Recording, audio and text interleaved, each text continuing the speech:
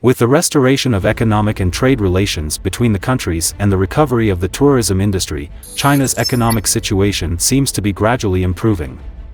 However, it is undeniable that there are still many problems in the current international situation, among which inflation is an example. In this case, China and the United States have adopted completely different ways to deal with it. On the one hand, the US has raised interest rates in dollars, while on the other hand, China has lowered interest rates in renminbi.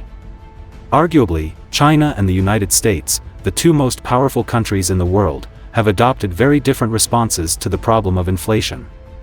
This aroused our great curiosity: why did these two countries make such different decisions?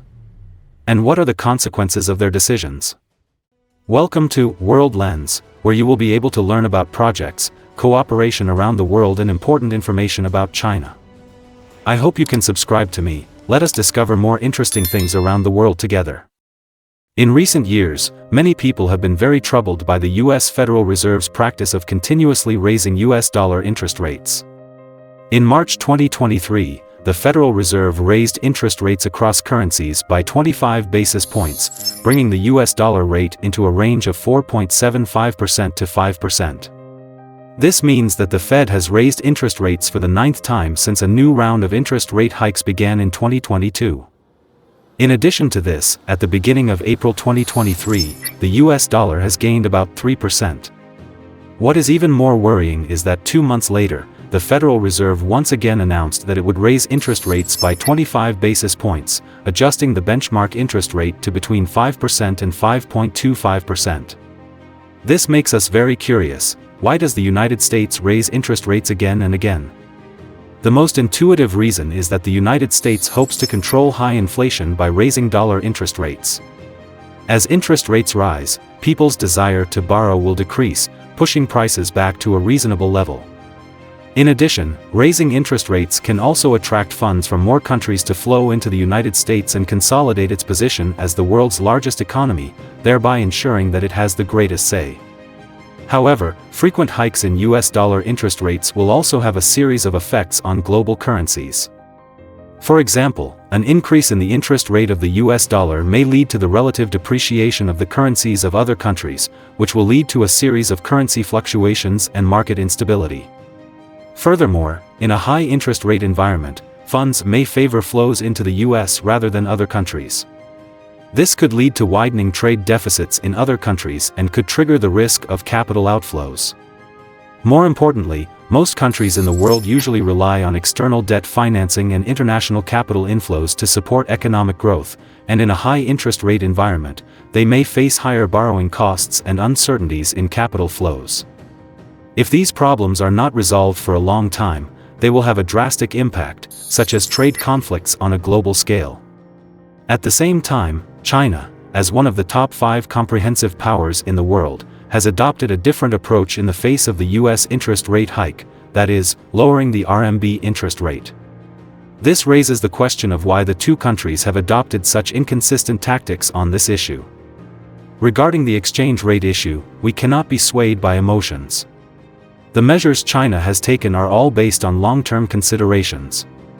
At present, China's most important task is to stabilize domestic demand and restore the national economy as soon as possible. At the same time, considering the current unfavorable international situation, internal development has become particularly important. In addition, with lower exchange rates, countries have more options in terms of trade. Any country in the world should no longer be overly dependent on currency. Taking Argentina as an example, it is understood that in the past 3 months, 1/5 of its imports were settled in RMB. This has brought great benefits to both parties. This is why China will lower the RMB interest rate by 25 basis points in April and December 2022 respectively. It is now 2023, and according to last year's plan, China continues to lower interest rates. Chinese banks have cut interest rates 6 times this year, bringing the benchmark lending rate to a record low of 3.5%. Actual feedback shows that the positive effects of interest rate cuts are obvious. For example, in the period from January to March, China's GDP grew by 4.5%, surpassing the US's 3.2%. Obviously, there is a clear watershed in the process of economic development between China and the United States. So, how should we correctly view the changes in currency interest rates? We must realize that in China, interest rates have an important influence both at the macro and micro levels. Raising or lowering interest rates is a good adjustment. Taking the rise and fall of the exchange rate between China and the United States as an example, according to relevant data, in June 2023, the yield on the 10-year U.S. government bond will be 4.5%, while the interest rate on China's 10-year government bond is lower than that of the U.S. at 1.3%. In addition, when evaluating the level of China's economic development, we should also pay attention to the importance of the impact of interest rates on it. When money is plentiful, lower interest rates may further fuel abundance, but the economy is the most important factor. No matter how you adjust the interest rate, it cannot change the speed of a country's development. Dear friends, this video is over here. What do you think of the US approach? Do you think China is doing the right thing? Welcome to leave a message in the comment area to share your thoughts and feelings.